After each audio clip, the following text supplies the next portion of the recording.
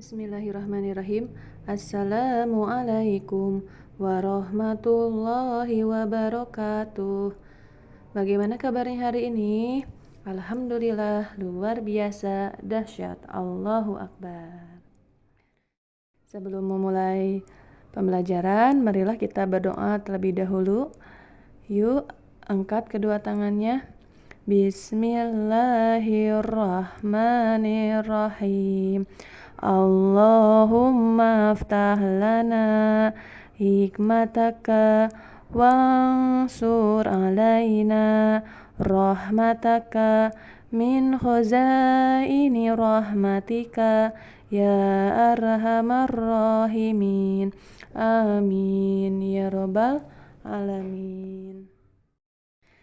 Baik, kali ini kita akan belajar tentang bagaimana penyaluran arus listrik, ya, mulai dari pembangkit tenaga listrik hingga sampai ke rumah-rumah, ya. Silahkan simak video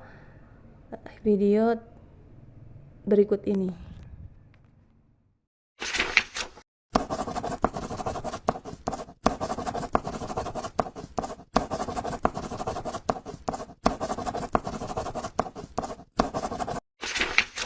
Oke, assalamualaikum warahmatullahi wabarakatuh. Jumpa lagi di channel ngelistrik.com. Jadi teman-teman, pada video kali ini saya akan coba menjelaskan bagaimana listrik bisa sampai ke rumah kita.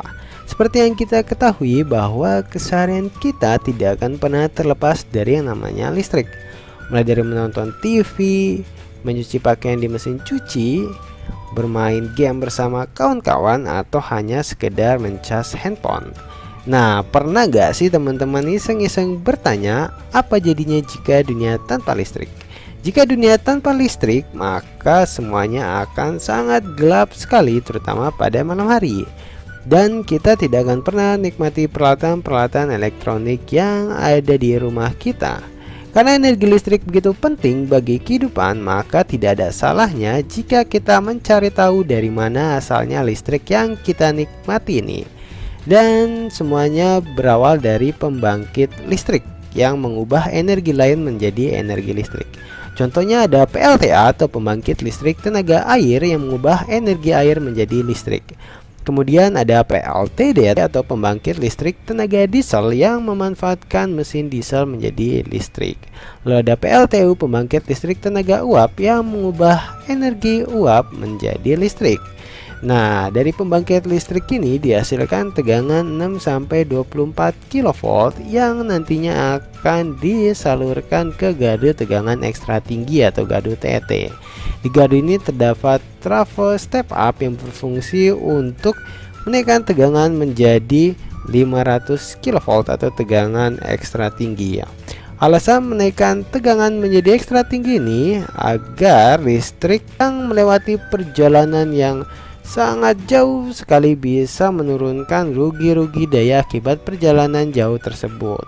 Dengan menaikkan tegangan listrik ini, maka arus menjadi turun dan juga nantinya kabel atau kawat penghantar pun menjadi lebih kecil sehingga bisa menjadi penghematan secara ekonomi. Selain itu, tegangan 500 kV ini akan masuk ke gardu tegangan tinggi yang di sana juga terdapat trafo step down. Di trafo step down ini tegangan diturunkan menjadi 150 kV. Alasan penurunan tegangan dikarenakan memang jarak sudah tidak terlalu jauh dan sudah banyak rumah-rumah penduduk, sehingga memang tegangan perlu diturunkan agar menjadi lebih aman. Kemudian tegangan 150 kV ini masuk ke gardu induk untuk diturunkan lagi oleh trafo step down menjadi tegangan 20 kV atau tegangan TM. Nah, tegangan 20 kV ini nantinya akan disalurkan ke pelanggan TM atau pelanggan tegangan menengah seperti pabrik-pabrik industri. Selain disalurkan ke pelanggan TM, tegangan 20 kV ini nantinya juga akan masuk ke gardu distribusi yang biasanya berupa gardu tiang. Di sana terdapat trafo step down yang berfungsi untuk menurunkan tegangan menjadi 220 volt dan nantinya akan disalurkan ke rumah-rumah penduduk atau rumah kita salah satunya. Oke teman-teman, saya pikir cukup sekian yang bisa saya sampaikan tentang bagaimana listrik bisa sampai ke rumah kita. Nah, itulah bagaimana penyaluran listrik ya, mulai dari pembangkit listrik hingga sampai ke rumah-rumah kita. Nah, itu prosesnya ya. Nah, sekarang Ibu akan menjelaskan tentang bagaimana cara menggunakan listrik dengan aman ya, dan bagaimana cara menghemat listrik. Disimak ya. Cara menggunakan listrik dengan aman ya, itu memeriksa apakah ada kabel yang putus ataupun terkelupas sebelum mencolok kabel ke stop kontak. Kemudian tidak mencolok kabel atau menyentuh saklar dengan tangan basah. Tidak menggunakan soket atau cabang listrik terlalu banyak. Segera memperbaiki alat elektronik yang rusak. Berikan sedikit jarak antar peralatan listrik. Pastikan mematikan peralatan listrik ketika sedang mati listrik. Adapun cara menghemat listrik, itu mematikan peralatan elektronik jika sudah tidak digunakan. Kemudian tidak meninggalkan peralatan elektronik dalam keadaan standby karena masih mengonsumsi listrik.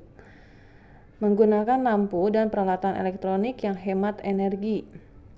Memilih lampu yang sesuai dengan ukuran ruangan. Memanfaatkan cahaya matahari dari jendela pada siang hari. Alhamdulillahirrabbilalamin, materi hari ini sudah selesai. Mudah-mudahan bisa memahaminya. Mohon maaf atas segala kekurangannya.